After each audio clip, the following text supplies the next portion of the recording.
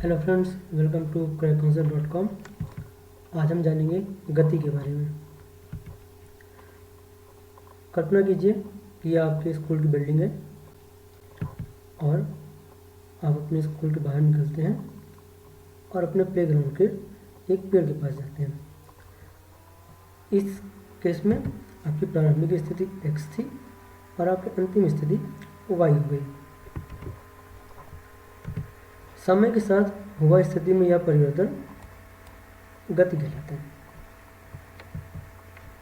अब हम देखेंगे पथ या इंग्लिश में पाथ क्या होता है गति के केस में। आप स्कूल से घर वापस जाते हैं, यह आपकी प्रारंभिक स्थिति थी और आप उसके बाद एक पेड़ से एक बाजार से गुजरते हुए अंतिम स्थिति या अपने घर तक पहुंचते हैं। यह संपूर्ण रास्ता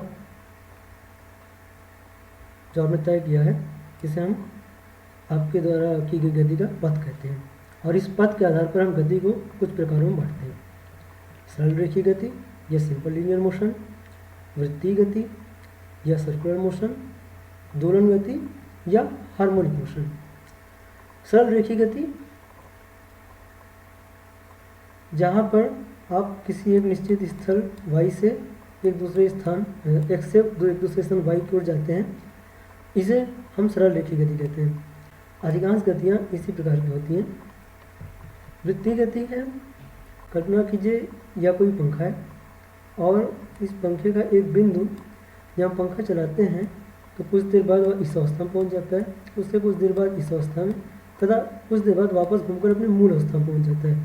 इस प्रकार से ऐसी कोई गति जो किसी एक निश्चित बिंदु के, जो कि यहाँ पर उसका केंद्र है, चारों ओर वृत्ताकार पथ में होती है, उसे हम वृत्तीय गति कहते हैं। इसमें हमारा पथ वृत्ताकार होता है। गति का तीसरा प्रकार है दोलन गति। जैसे हम इस पेंडुलम को देखेंगे, पेंडुलम या लोलक को, जो कि एक माध्य स्थिति, जो इसमें स्थिति 2 है, के दोनों ओर, अर्थात वह एक बार इधर जाएगा, यहाँ से वापस आएगा स्थिति 2 तक, फिर स्थिति 1 तक जाएगा और फिर वापस आएगा, के दोनों एक निश्चित पथ पर गति करता है, जिसे हम दोलन गति कहते हैं। गति को समझने के लिए 2 पैरामीटर होते हैं या प्राचल होते हैं, समय और दूरी। गति को हम 2 प्रकार से दर्शाते हैं, सारणी विधि या दूरी समय ग्राफ। सबसे पहले हम देखते हैं सारणी विधि। सारणी विधि में हम गति के दोनों प्राचलों को, समय और दूरी को, एक सारणी के द्वारा व्यक्त करते हैं। जैसे उस उदाहरण में यदि आप शून्य समय पर, अर्थात जब गति प्रारंभ हुई, कुल चली की दूरी 0 मीटर थी। 10 सेकंड के बाद, कल्पना कीजिए कोई वस्तु की गति हम इसमें दर्शा रहे हैं, 10 सेकंड के बाद वह वस्तु 50 मीटर अपनी मूल अवस्था से, ये सारी दूरियां जो हैं यह मूल अवस्था से नापी गई हैं, तो 10 सेकंड के बाद वह 50 मीटर की दूरी पर पहुंच गई, 20 सेकंड के बाद 100 मीटर की दूरी पर, और इसी प्रकार चलती रही। इसमें हम देखते हैं कि हर प्रत्येक 10 सेकंड में चली गई दूरी 50 मीटर है। पहले 10 सेकंड में 50 मीटर, अगले 10 सेकंड में 50 मीटर, और इसी प्रकार से। इसको हम दूसरी तरह से भी दर्शा सकते हैं, जिसे दूरी समय ग्राफ कहते हैं। इसमें एक्स एक्सिस पर हम समय को रखते हैं और वाई एक्सिस पर दूरी को रखते हैं। शून्य समय पर चली गई दूरी 0 थी, 10 सेकंड के बाद चली गई दूरी 50 मीटर,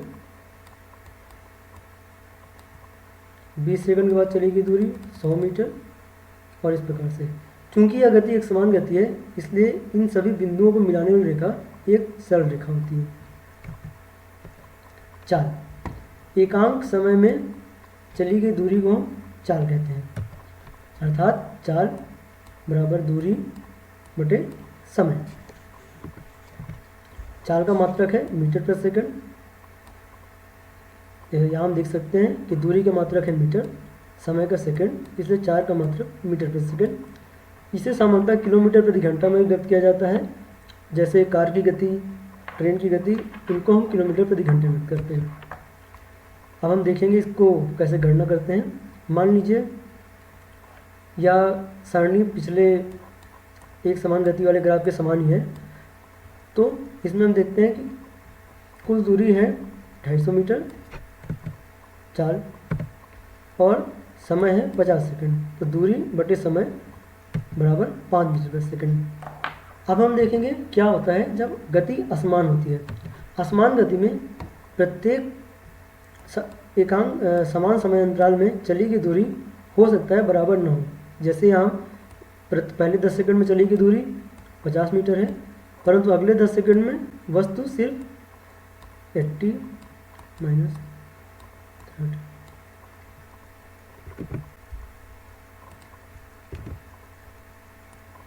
50 बराबर सिर्फ 30 मीटर दूरी ही तय कर रही है। अगले 10 सेकंड में वस्तु सिर्फ 40 मीटर दूरी तय कर रही है। इस प्रकार से हम देखते हैं कि प्रत्येक 10 सेकंड में वस्तु द्वारा तय की गई दूरी समान नहीं है। इसका जब हम दूरी समय ग्राफ बनाते हैं तो हम पाते हैं कि इन सभी बिंदुओं को मिलाने वाली रेखा एक सीधी रेखा नहीं है। यहाँ पर देखिए वह मुड़कर उसका ढाल कम होता है, यहाँ पर उसका ढाल वापस से बढ़ता है। इस प्रकार से यह रेखा जो सभी दूरी के बिंदुओं को आपस में मिलाती है एक सरल रेखा नहीं होती। असमान गति की स्थिति में हम औसत चाल निकालते हैं और औसत चाल होती है कुल दूरी बटे कुल समय। इसका मतलब भी मीटर पर सेकंड ही होता है। इस उदाहरण में औसत चाल होगी 200 मीटर बटे 50 सेकंड या 4 मीटर प्रति सेकंड। अब हम जानेंगे त्वरण के बारे में। एकांक समय में हुए वेग या चाल में परिवर्तन को त्वरण कहते हैं।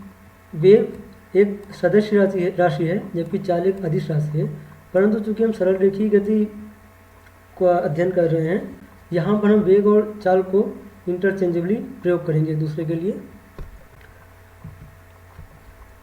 त्वरण एकांक वेग परिवर्तन बटे समय या एकांक समय में कितना वेग परिवर्तन होता है, और इसका मात्रक है मीटर प्रति सेकंड स्क्वायर। हम देख सकते हैं वेग का मात्रक है मीटर प्रति सेकंड और समय का मात्रक है सेकंड या मीटर प्रति सेकंड स्क्वायर। यदि किसी वस्तु का प्रारंभिक वेग u था और t समय बाद उसका अंतिम वेग v हो गया, तो यहाँ वेग परिवर्तन होगा v माइनस यू और समय लगा उसे t, इसे त्वरण होगा v माइनस यू बटे टी। त्वरण को दर्शाने के लिए हम सारणी विधि का प्रयोग कर सकते हैं। यहाँ बस दूरी की जगह हम वेग का प्रयोग करेंगे और इसको दर्शाने के लिए वेग समय ग्राफ का प्रयोग कर सकते हैं। इस स्थिति में समय के सापेक्ष हम वेग को दर्शाएंगे। यदि किसी वस्तु का त्वरण एक समान है तो वह एक सरल रेखा में दर्शाया जाएगा, परंतु यदि किसी वस्तु का त्वरण एक समान नहीं है तो हो सकता है कि वह एक सरल रेखा में न हो। अब हम एक उदाहरण देखते हैं। यह किसी वस्तु का प्रत्येक समय पर नापा गया वेग है और इस उदाहरण में वस्तु का प्रारंभिक वेग u था 0 मीटर प्रति सेकंड, कुल समय 50 सेकंड बाद उसका अंतिम वेग हो गया 50 मीटर प्रति सेकंड। तो उसका त्वरण होगा v माइनस यू यानी 50 माइनस 0 और समय बटे t या 1 मीटर प्रति सेकंड स्क्वायर। अब हम देखेंगे वेग समय ग्राफ क्या होता है और इसका एक बहुत ही बड़ा लाभ है। यह एक वेग समय ग्राफ है जहाँ कोई वस्तु 0 मीटर प्रति सेकंड से उसकी चाल बढ़कर 10 मीटर प्रति सेकंड हो जाती है। 10 सेकंड के पश्चात अगले 30 सेकंड तक वैसी चाल से चलती रहती है तथा अंत में 50 सेकंड पर उसकी गति वापस से शून्य हो जाती है। वेग समय ग्राफ का सबसे बड़ा लाभ यह है कि इसके माध्यम से किसी वस्तु की चली गई दूरी को नापा जा सकता है। चूँकि चाल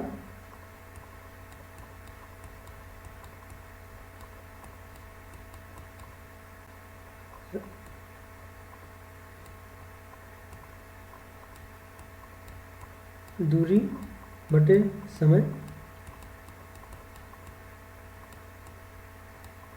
अतः यदि हम समय को इस ओर ले जाएंगे तो दूरी बराबर चाल या वेग गुणे समय होगा। इसलिए इस चतुर्भुज के भीतर का सारा जो ये क्षेत्र है, इस क्षेत्रफल का मान ही दूरी के बराबर होगा। वेग समय ग्राफ से हम सीधे सीधे दूरी की गणना कर सकते हैं। अब हम जानेंगे गति के समीकरणों के बारे में। गति के तीन समीकरण हैं जिनके माध्यम से यदि हमें कोई भी 2 या 3 वेरिएबल ज्ञात हो तो हम चौथे या तीसरे की गणना कर सकते हैं। गति का पहला समीकरण है v बराबर u प्लस at, जहाँ v वस्तु का अंतिम वेग है, u प्रारंभिक वेग है, a त्वरण है और t समय है। गति का दूसरा वेग है s बराबर ut plus half at square, s जो है यह चली गई दूरी को दर्शाता है।